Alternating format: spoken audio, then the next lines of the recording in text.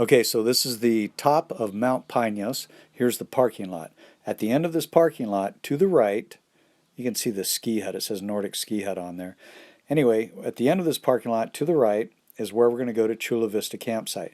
Here you can see we're just right there at the end of the parking lot. There's the meadow, and to the right is the Chula Vista walk path, how we get to Chula Vista. It's about 400 or 500 yards up.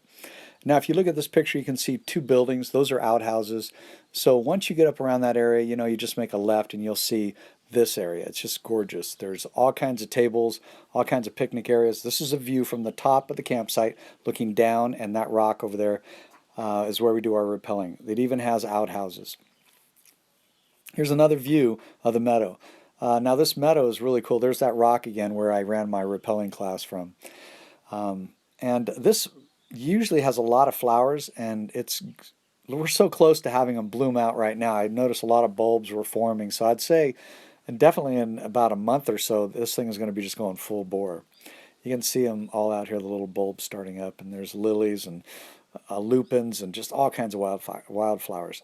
Anyway, so this is going to be this is on our way to where I'm actually going to be teaching. You can see right here, this is the teaching area, and right here are these stones that we use for deadfall traps. We can set up spring traps, put them up against trees. You look for some saplings, although we're probably not going to find that many this year, but we'll still be able to set up the sapling traps. Now, right here on this log is a great place people can sit, and we can teach from there. Down there is a great place that we ran our solar stills, and we did our other solar stills, and the water procurement from trees and so on. It worked pretty good. So this is the first area. Now down here, we're going to walk down in between this gully, and we're going to show up once we get past the terrorist lobbing snowballs at me. She found a little patch of snow and just let me have it. Anyway, so down here, we walk about another 400 or 500 yards, so not very far at all. You can see the skeletal remains of the last survival class I did. And it'll be kind of good because the frames are sort of there, the skeletal frames are there, so it'll help expedite the class, but it gives them an idea what they need to be doing. So I do believe without having to start from scratch again, it'll help them expedite, like I said, these classes. There's a total of, I think, 5 out there, 4 or 5.